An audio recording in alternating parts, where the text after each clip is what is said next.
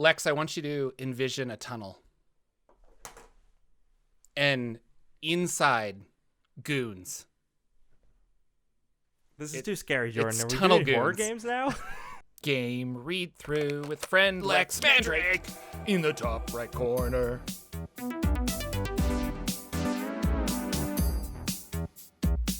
Hello, everybody. Jordan here, the PH is Silent. We're going to do another video collection thing where we talk about cool games that we find on itch.io. Today, we're going to talk about Tunnel Goons with my good friend Lex in the top right corner. Lex, where can people find you on the internet? Oh, wow. You can find me on Twitter at Dank Dungeons. I do all sorts of things. I a lot of RPG stuff. So check out my work there. Yeah. He's all over the internet. Well, go to Dank Dungeons on Twitter and you'll find links to all of the other cool stuff that he makes. Tunnel Goons. So this is a fun game, and I love the art. It reminds me of the type of adventures that I envision in my head. Just like, I don't know, people who shouldn't be out adventuring. Just a little guy. Just a little guy. He's just a happy little guy. On the itch.io page, which is what we're looking at now, there's like a guy with a shovel and a spear and an eye patch and a little gnome hat guy with a... Anyway, it's great. This is released under Creative Commons 4.0, so you can take this, transform it, put it back out into the world. You can share it. You can do all kinds of stuff, which I want to point out right now, it is free. So you can get a free version of this. It's in different languages. Really, really cool. Like, I like that it's just open and free and stuff like that. So this, how many pages is this? Like 4 and... so really just 2 pages of games, or 2 pages it's cover, 2 Yeah. pages of game, and a character sheet. and a page. character sheet. You have a DM. It's a 2d6 system, and you have easy, moderate, hard are your difficulty challenges. So it's not really a leveling system. It's really, well, it has a level up mechanic, but easy is going to remain static. Moderate is going to remain static. Hard is getting 2 6s on a 2d6 system. But you have ways of adding certain abilities to that. Yeah, so if you have like a sword and you're going to fight Yes. somebody, and if you also have the brute stat, so you have the stat that applies to fighting something melee, you're adding +1 for each of those things to that 2d6 roll, and that's giving you a little numerical boost. And there's just a variety of things that can add numerical bonuses to your roll. And Like so in something many a that game. we're obviously familiar with the, I mean, every D20 roll is just adding the things you're good at to that roll. Yeah. Which is, if you watched us last week, we talked about 2400. That did not utilize that, and that was one of the things I thought was cool about that game. Your inventory is how many items you can carry comfortably, and for each item that exceeds your inventory, you start subtracting 1 from your rolls, which I thought was kind of cool too. It's a good way of doing encumbrance. I feel like encumbrance rules in a lot of RPGs are just like tracking math, and this is really good where the items you hold, like if you have a sword, it's going to give you that 1 to help you attack, but the minute you start adding more stuff, well, now your sword doesn't help you anymore, and now you're lugging around a carpet behind you, and now you have a -1 to your attacks because you have a carpet on your back. And I thought that was very, very interesting. Something else that's interesting to me is the advancement level up every 2 game sessions. So no XP, just if you've played twice, you get to level up. How do you feel about experience, or how do you feel about that, I should say? I don't hate it. I think it's good. I think that we have seen other games that have dealt with that a slight bit more elegantly. I think the first game we talked about, actually, Mini BX, I liked more so the way they did it, where it was like it might have been sessions, but it might have been like quests. I like the think idea it was of being quest, yeah. Yeah, I like the idea of it being like, if this is a game where you're completing quests because that's like thematically what you're doing, then just be like, every quest you gain a level or something like that. And maybe you could have a scale for once you get like much higher level, but in a minimalist game you don't need to do something like that. So yeah, I like it based around a completion of a narrative thing rather than just a session thing, because you don't know, like in a perfect world we're all playing regular sessions that are regular time intervals, but that's not often how it ends up working out, I think Milestone which I always attribute to what you said being milestone, because it's like, hey, you finished this, that's a milestone. Yeah. That's always going to be the default. But when I was trying to create an RPG session, or an idea of it, I was handing out experience of, you get 1 experience for showing up, you get 1 experience for staying the entire session, and you get 1 experience for like doing something in the game. And so ideally, like, if you're not, I don't know, the idea was like to encourage participation and that feeling of like, oh, I don't really want to be there. Or sorry, the idea was to encourage participation, and the idea that if you had to miss game night, you realized you weren't going to get experience that night, rather than I've missed 12 sessions of D&D and all of a sudden I'm still level 15 because I leveled up with my friends. For sure. And there's all sorts of fun ways you can go with experience in minimal systems. To go off on a slight tangent, which you can feel free to cut out of the video if you want. But you see in Dungeon World this idea that like you have stuff as part of your alignment or part of your class, and if you do those things in role play, then you get experience for them. And then like I wrote a system where I was inspired by Elder Scrolls, where it's just like, as much as you do this thing, you'll get better at that thing specifically. So with this game, Tunnel Goons, you have 3 abilities, which is Brute, Skulker, and I hate this word. You want me to say it? Is it? Yeah, go ahead. What is it? Erudite. Erudite? Okay. I was pretty unfamiliar sure, with how to pronounce that word. You are Brute. You're good at smacking things. You're basically strength. Skulker, you're good at sneaking, balancing, and dodging. And Erudite? Yes. Okay. You're smart. You're good at reading, perception, remembering, speaking to people. So no like magic in this system, which is fine. Something that is thought was interesting that is the way it deals damage, because I would expect a game like this that with a 2d6 system and you have kind of just a base score of success or not, that it would be like, okay, you inflict 1 harm. But to take a system like this and say, I'm going to have a level 10, and I'm going to use levels, but like I have a level 10 skeleton, and I'm going to attack them with my sword. I add up all my bonuses, I roll 2d6, and I get an 11. Well, that 11, you take their level, like how strong this enemy is, and so 10 minus 11 is 1, so you inflict 1 point of damage on them. Take that, now the level 10 skeleton is actually at 9, so the next person to attack them, it's easier to go down, and to the point where it just gets ridiculously easy and you probably can kill it. Like, you know, exponential growth, it dies really quickly. Yeah, it's the idea of like wearing down their armor though is kind of fun, or having hit points tied to their ability in combat, I guess. Yeah, no, I think that what Nate Treme has done here is sort of wrapped up a lot of our ideas about D&D combat into one die roll, which is very cool. So the monster difficulty, the monster hit points, the damage that you do, and also with your talk about like inventory and how that affects your roll, also like your ability to do damage is all rolled up in the same 2d6 roll and modifiers, and you just figure it all out that way, which is minimalist game perspective is real chef's kiss. Yeah, it's good stuff. Because then I don't need to know anything other than 1 number for this monster, and I like that a lot. Yeah. I'm curious how it plays though, because I wonder if it would be, everyone at the table just can't roll higher than a 10, but you don't really want to lower the monster to be a 7 because you know that he's going to die almost instantly.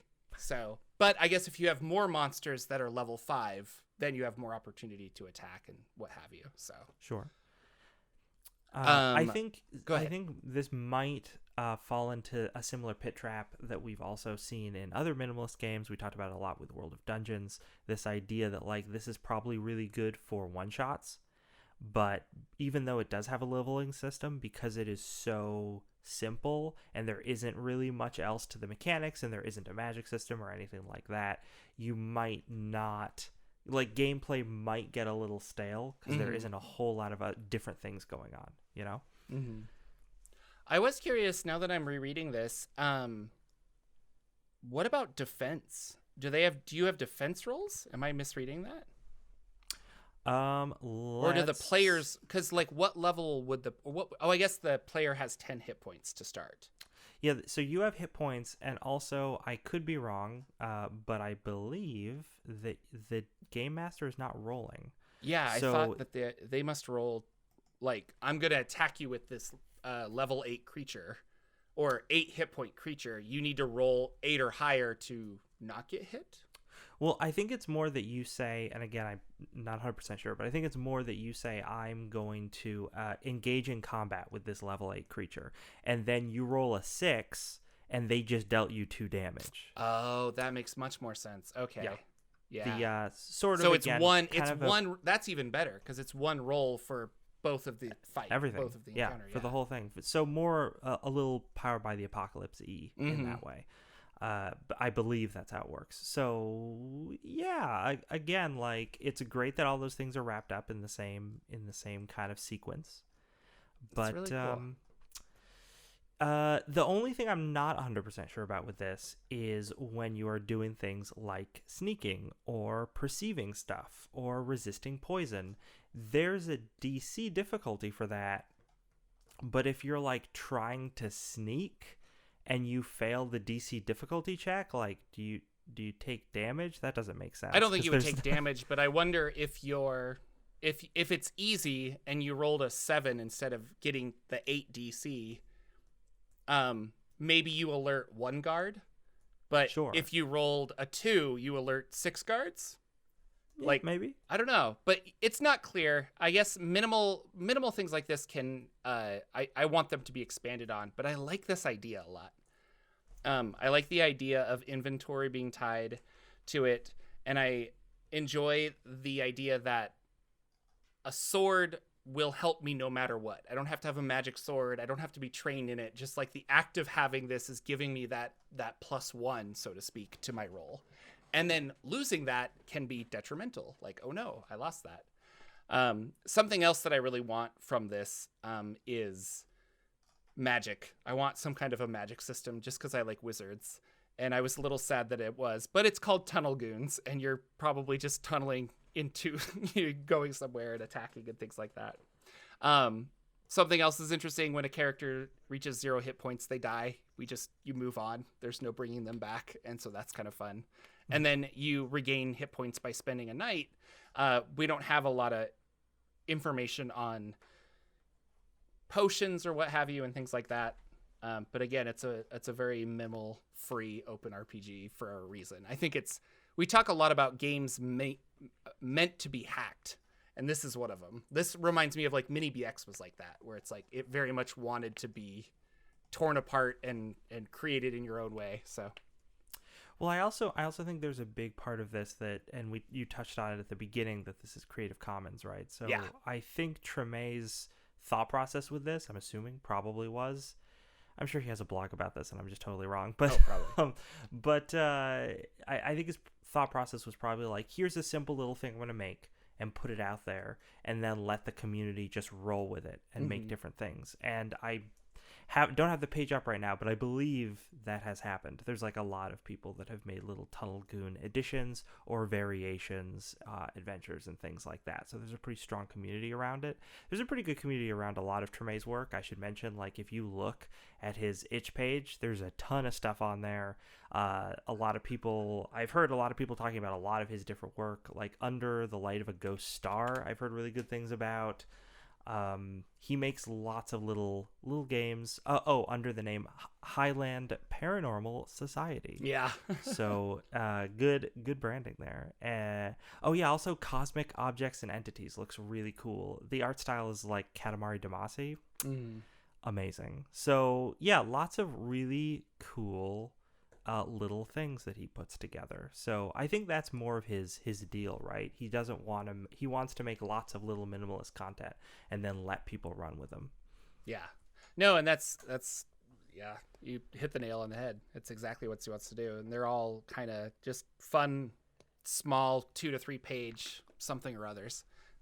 And whether it's something tied to a setting, and like Tunnel Goons, like the name kind of implies, just surviving underground and things like that. So Yeah.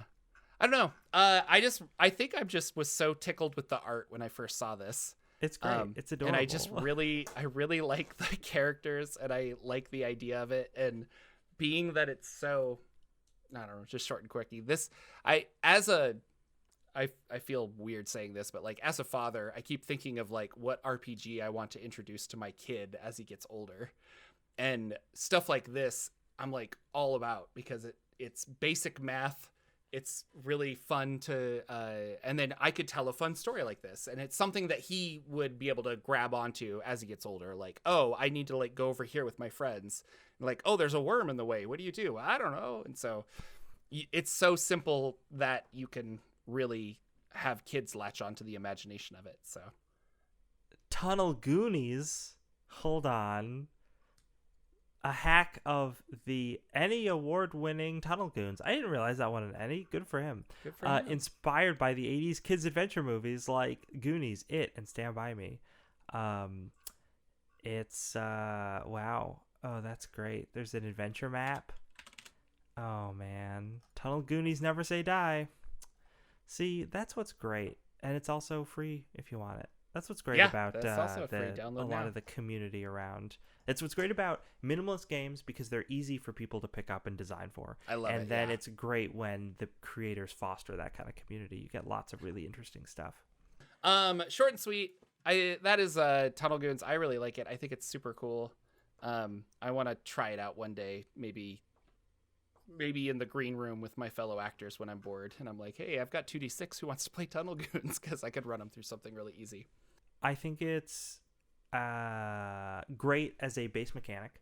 I think there isn't much more to it than that. So if you want to pick it up, definitely either be ready to maybe add some stuff to it to give it a little more depth, or be searching for the other supporting things people have made for it, because there is a lot of that fleshes it out. Or just if you're just going to run a one shot, that's fine too, right? But you may, I think, keep those things in mind. I wouldn't recommend picking up Tunnel Goons and then just being like, well, gonna run a campaign with this 2-page RPG. I think that's probably not. That might not be a good idea, but there's other ways you can use and it. I think we forgot to ask this in maybe the last 2 episodes we did, but who do you think this RPG is meant for then? Remember we talk about that, like who is this good for? Like, who's this good for? And it probably designers, honestly, like if I have to be blunt about it, but that might be it. I think people who don't have I was about to say people who don't have time to prep, but I think that's almost the opposite of what's true. I think it's new players for sure. That comes up a lot in our videos. We just say that for a lot of things because we talk about so many minimal games. But you had talked about kids. I think kids probably that would work for them. And I think it's just kind of like, oh, I have I got some time to kill. We're doing an impromptu game, and I might have an adventure that's in another system, and I kind of understand what the hazards are. Mm-hmm. And I'm just like, oh, let's just play it in this because it'll be like no time for setup or what have you. Mm-hmm. No, very fun. I like it a lot. I think it's super cool. Part of me is also wondering if I could turn this into an improv game somehow, like Adventure Quest, the improv game or something, and use this mechanic. So. Theater Goons. Theater Goons. Oh, it writes itself. All right. Thanks so much, guys. You can find links to all of these down below. Thank you for hanging out with the channel. Appreciate all your support.